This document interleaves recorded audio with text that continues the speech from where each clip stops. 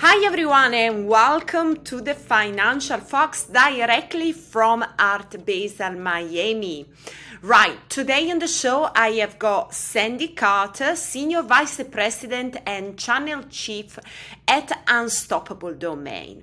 So we had a great panel discussion at DCentral where we talk about decentralized digital identity, we talk about Web3 and the importance for people to take control of their own data and obviously take control of their own identity.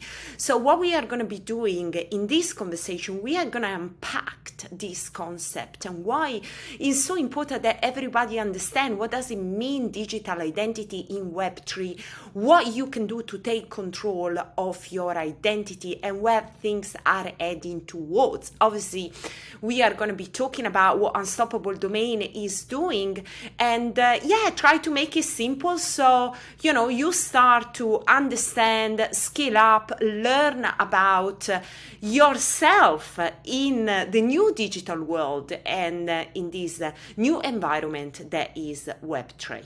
I hope that you enjoyed the conversation like I did. Sandy, she's awesome. We had a great time in Miami. And if you have any question, please hit me up. My email, steffi@financialfox.news, or send me a DM on my Twitter. And any comment, please feel free to share down in the comment section of the YouTube channel. I hope you enjoyed the conversation. Remember, finally, that if you're not subscribed to the YouTube channel, click the subscribe button now, and all the content here is for informational purposes only. So anything you do, any project you decide to invest and put your money is your responsibility, and you need to do your own research. More importantly, you need to skill up because crypto is exciting. Crypto is the future, as it is all the new technology they're unfolding right now, but you can't take part if you don't know what you're doing. That's so important. So you need to stay ahead of the game and you need to skill up. Hi, Sandy. How are you? I am doing great. It's so great to be here in the magnificent Miami area. Exactly. I was just saying to our listeners that we are in Miami. Obviously, we did DCentral, and now we're so busy with Art Basel. And we also had a great panel discussion at DCentral talking about digital identity in Web3. And that's really where I want to start because lots of people, they are in crypto, maybe some they understand digital identity, some they don't. So let's go back to the basic and unpack this concept of digital identity. But before we do that, quick introduction, who you are. Yeah, so my name is Sandy Carter, and I am the SVP for Unstoppable Domains. I've been here for almost a year. Before that, I ran our enterprise group at Amazon Web Services. So I've kind of been in and out of a big company, small company for a while. I'm typically known as an emerging tech guru, so I jump on really new and early tech. I did that for IoT and for artificial intelligence and even the cloud way back when. So that's what I love to do. And thank you so much for having me on the show. I really appreciate it. No, it's brilliant. It's brilliant. I'm really glad that, we managed to find some time. So we had this panel where I was sharing the work that I'm doing with IOHK about digital identity, and you also share what you're doing with Unstoppable Domains. But really, let's go down to the basic. What is digital identity in Web3? Yeah, so digital identity in Web3 is a way that you identify yourself in the Web3 world and in the metaverse world. So if you think about digital identity in a Web2 sense, your digital identity is your username and password as you log into, let's say, a Google application or Instagram or TikTok. That username and password is your digital identity. And that digital identity, when you log into that application, because it's tied to the application, the data belongs to the application, and so they can use that data. So if you look at tech companies overall, in the first 3 quarters of this year, they sold our data, Steph, you're in my data, for about $100 billion. So that data has a lot of value and power. So in the Web3 world, that digital identity turns into something that's tied to you, not to an application. And so as you take your digital identity around, you can log into multiple applications with it. You can log into a DeFi application or a decentralized finance application. You can log into a metaverse. You can log into a game with the same digital identity. For example, mine is sandy.nft, and I can use that same identity to log into so many different applications, over 400 today, that you can leverage and use. And they range from like business applications like Zoom for Web3 to DeFi to fun stuff like games and the metaverse as well. But in addition, with that digital identity, because it travels with you, you can also use it to send encrypted email. You can use it to build a decentralized website. You can use it for rewards. In fact, just yesterday we announced with Relic Tickets the ability to store your proof of attendance of an event inside of your digital identity. So now you can see that you went to the Super Bowl, or you went to the World Cup football game, or that you were at a cricket match or a fashion show. All of those tickets now live inside your digital identity. Other things that sit there today are things like land deeds, so like buildings or land that you've purchased in the metaverse. Education, you took a particular certification, for example. And even, if you think about where this could go, eventually, not today, but eventually healthcare data, diplomas, retail information. In fact, I was just chatting with a guy who has a bunch of information about your purchases, and what we're going to look at doing is putting inside of that digital profile how much your bananas went up in inflation, like 883% over the last year. So you can see all that data in your digital profile. Essentially, it becomes your Web3 LinkedIn page where you have all that information, except it has more power because you can transact with it.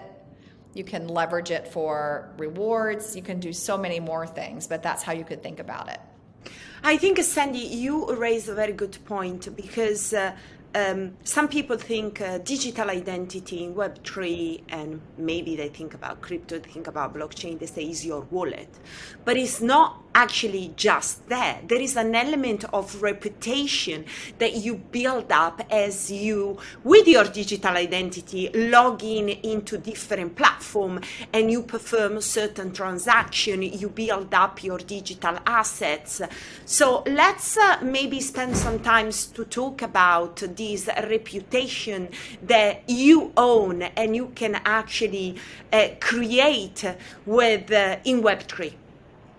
Yeah, I think one of the amazing things about reputation is reputation has many different elements to it. I can even pull over things from Web 2. So for example, in my digital identity for Web3, sandy.nft, I have all of my social channels in there.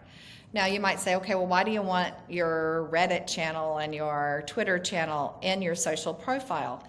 Well, there are a lot of Web3 applications that when I log in, if I choose to share that information, that's my decision if I choose to share it, they won't start me at ground zero where I have to earn my reputation in that social media app. I will inherit it from what I've already done in LinkedIn or in Twitter or in other spaces. So it's a really interesting way to ensure that you're not having to rebuild your reputation each time that you move from place to place. The other thing I think that really plays in there are badges, right? How you look at your badging. Like today, if you look at your reputation on LinkedIn, a lot of times it's your certifications and what awards you've won or papers that you've written. But now in Web3, all of that can sit on the blockchain, so you can't fudge it. It's on chain. So now I can see, oh, I won an award from Intel for innovation, or I have this particular hackathon that I won.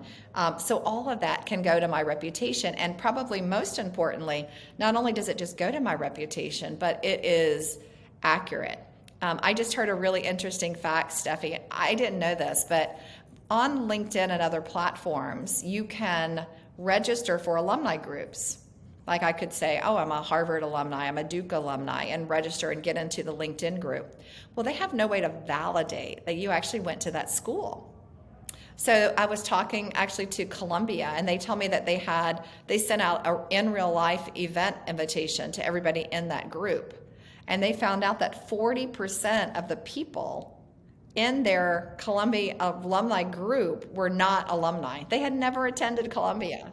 And so the blockchain really adds that extra benefit of having validated data, that you've actually done the things that you've done as well. I think, it does build the trust, which is mainly what blockchain is helping. Now, there are a couple of concepts that I would like you to define, because I think that will be quite helpful for our viewers. They are not so up to speed with the concept of self-sovereign identity, perhaps. So let's define verifiable credentials. That when we talk about digital identity, always there is this concept about verifiable credentials. And then decentralized digital identities. So I would like these two concepts, deeds and verifiable credentials, to be defined here. So I think that could be quite helpful for our viewers. Yeah, so a verified credential means that in some way you can verify that the facts that are stated are true. So let's take, for example, you're interviewing for a job, and you want to verify that the candidate has the work experience that he or she says that they have. These credentials enable you to verify that you're really part of that professional association, or you're really part of that trade association, or you really did work at Amazon Web Services. So a verified credential is just a way to verify and ensure that what you're saying is true.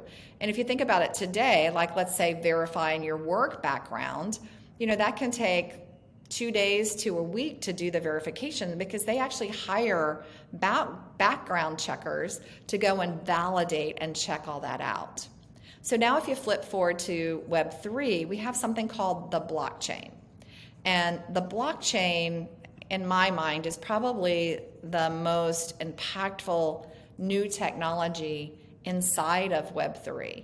The blockchain is trusted, it's private, it's secure, and it's also immutable, meaning that if, let's say, a college provides me with credentials that I attended their school or I graduated from their school, those live on the blockchain and it's immutable. It's not changeable. You can't hack it. You can't change it.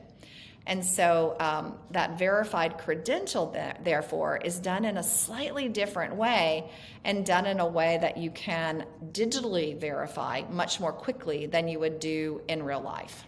Okay, and we are here at Art Basel, so why digital identity is important for artists, perhaps?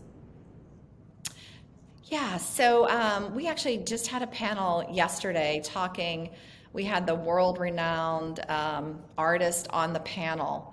And one of the things that she was talking about is, for her reputation, she wants stored in her digital identity all of her art and all of her awards, because she is a world-renowned artist. And she was telling me how many people say that they're a world-renowned artist, but they've got no background. They have no verified credentials to show that they are a world-renowned artist. And so for her digital identity is crucial, because it enables her to showcase, not just for herself, but publicly, what awards that she's won, how her art has done. And that enables her to really say world-renowned artist with confidence and with passion. If you look at, for example, the metaverse, let's take artists who live in the metaverse. One of the things that a digital identity allows you to do is to link your avatar, which is like a digital representation of you, with your digital identity. And we were just talking to some folks, and they said they created an avatar, and because they are also a world-renowned artist, and one of them is a musician, others created an avatar that looks just like them. So how do you differentiate between those two avatars? Well, in the Web3 world with digital identity, you can now tag that avatar with your identity. So like my avatar, and you'll be able to see the picture, shows sandy.nft on it. So as I move through the metaverse, my avatar is tagged with my identity, and only I can buy that identity. I own that identity. I don't rent that identity. I own that identity. So one way to differentiate avatars is through that linkage to your digital name, if you would. And then I would say the other thing I think which is really valuable to artists is, especially on the music side, one of the things a digital identity can do is it can hold an NFT. And we typically know NFT as art, right? Or JPEGs, or the art that you place in there. But NFTs can also be music. This morning I met with an artist from Nashville, Tennessee, and what he wants to do is he wants to take his songs, place each of those as NFTs, and store those in his digital identity. And that's his way, actually, of claiming rights to the music as well as to the words of his song, because now it's immutable. He knows the date that it was placed on chain.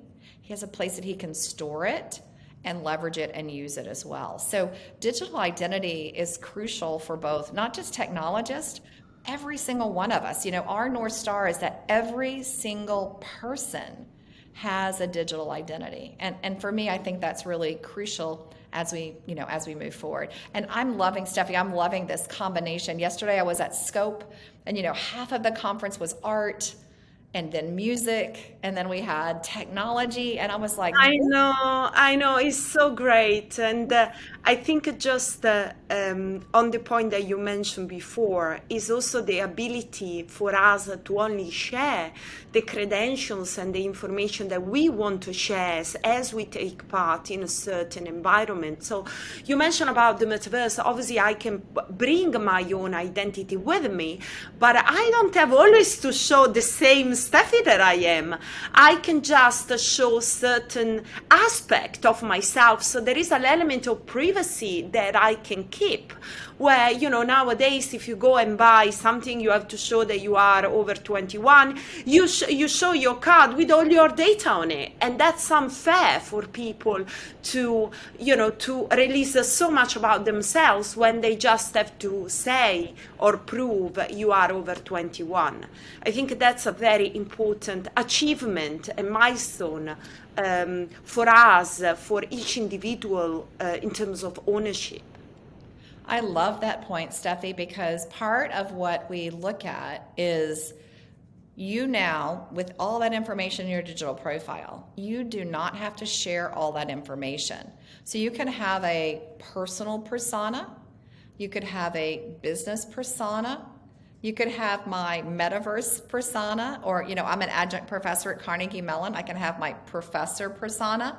All the data is stored there, but I have different views of it because I'm giving permission. So it's a permission-based system. Exactly. Right. So you get to decide who you share it with, how much data. So back to your great example of, you have to show your license to prove you're over 21, but you don't want to share your address and everything else. In the digital world, you can say, I only want to share this one piece of data. So you get to share how much data is shared, how long it's shared for, right? I mean, sometimes when you share data, you give it to somebody, but what happens to it afterwards? Are they keeping it for a long amount of time? So it's what you share, who you share it with, how you share it, and for how long you share that data as well. And I think that's the beauty of the Web3 digital identity, is you get to permission in that data by application or by persona. I think that that's a really important element of the power of the Web3 digital identity as well. Completely agree with the privacy by design as a part of the technology. So, Unstoppable is doing an amazing work. I'm working with IOHK, and they've got their Atala Prism technology. We are also striving, to kind of change and bring innovation to digital identity, and that's great. So you see a few leaders, they are working in the space, but also they are working together. So this is something that I really want to kind of wrap it up, is the question of, we are not here trying to compete, we are here trying to work together, because you mentioned about the point about portability of your identity, we mentioned about the concept of decentralization, we mentioned about the concept of metaverse. cause, and here we bring the other main cause about interoperability. We want our identity to be interoperable among different platforms, different technology, and we need a standard for identity. So Sandy, tell me the work that you are doing, your contribution to build those kind of standards. Yeah, and we chatted, we were on this great panel together. One of the things we chatted about is we're so early. I always like to say we're in the dial-up phase of Web3 because we are so incredibly early now, which means we're building as I guess the phrase is you're changing the wheels on the bus as the bus is moving. And so some of the groups that we're on are like the OMA, the Open Metaverse Alliance. And its mission is to figure out how to standardize across metaverses. So that could be how you identify land ownership. It's things like how do you share avatars. So today, let's say I have a Ready Player Me avatar. I can use that in 4,200 metaverses, but I can't use it everywhere because other metaverses have different standards or different tools to create avatars. I think I was just counting last night because I was having dinner with one gentleman who does avatars. I met with 18 different avatar groups here at Art Basel. Wow. 18. 18. So one of the standards and one of the interoperabilities is, can you share your skin? Can you share your digital earrings? Can you share things across the metaverses? I also believe there are a set of standards, and believe it or not, one of the ones that has just emerged has come out of Europe. Kind of building on GDPR, which has some applicability here, but really building up some new digital identity standards as well, so that there is sharing as well. So if you really want to log in to every application with your digital identity, there needs to be standards across those so that you can actually have that ability to log in or sign in across all. So as I said, I think we're very early here, and you're going to see more alliances grow up. I would say if you're starting early with us, get involved because you're going to have an impact that's long-lasting, Exactly. Right? Exactly. So now, just to finish it up, I'm curious to know what are you up with Unstoppable Domain, because you have done a massive campaign with different kind of domain name, and then there was the integration of the login. What's happening right now? Well, right now we're very much focused on building out that profile. So we talked about the announcement we just did with Relic around tickets. You'll see us announce more every day. In fact, I just met with someone this morning, right before this interview at my breakfast, who has another idea to put something in the profile. So we're going to be building out that profile so that as you own data, you can use it more. I view utility is greater than hype, right? You need more utility. So that's one of the things we're working on. The other is you started to talk about community and how important community is here, right? The project is the community and the community is the project. So that community building is even more important in the Web3 world than in the Web2 world. And so you'll see us help out companies start to build that community. For example, we just released .blockchain. So, I said my identity is sandy.nft. Blockchain.com wanted to create a community of their users so that they could do special things for that user community. So we did a .blockchain for them. And guess what? Because of the community elements, it shot up to be the number 3 top level domain or that extension in about a couple of months, which is amazing. It just shows you the power of community in the space. So we'll be looking at other areas like that where we can help companies in the Web3 area build that community. One of the things I think we see as a big shift today is consumers and companies today don't want to give input and then have you deliver something. They want to co-create with you. They want to be part of that process. And so because of that shift, I think this view of having this delineator, which shows that you're part of the blockchain community or you're part of the .clever community, is such a powerful element as you move forward that can really help you and really drive as you're forming your business. Okay, Sandy, thank you so much for joining the show. It was lovely to meet you in person and enjoy Miami for the next day that you are here. It's been a great experience, and I'm glad to see there is so much innovation in Web3 and people start to get their hang about digital identity, which is very, very important. And it's just here to kind of make us more powerful, be better organized, protect ourselves better in the world, and now is more and more digital. Finally, anybody that would like to learn about Unstoppable Domain, where should I go? I was forgetting that piece. Great one. So we have a website. It's unstoppabledomains.com. You can go there and learn all about Unstoppable. You can also tweet with us or join us on Instagram or TikTok if you look for Unstoppable Domains as well. My personal one, if you have a personal question or something about what I just said, is Sandy_Carter on Twitter or Sandy Carter on Telegram, which I know everybody uses today. Okay, Sandy, thank you so much. Thank you. It was a pleasure as always. Right, what a great conversation with Sandy. Listen, if you have any question about digital identity, please get in touch with me. I know it's not an easy concept. I know there is a lot of things new. Maybe you're new to crypto. Maybe, you don't really know how to use your digital identity and why you need it.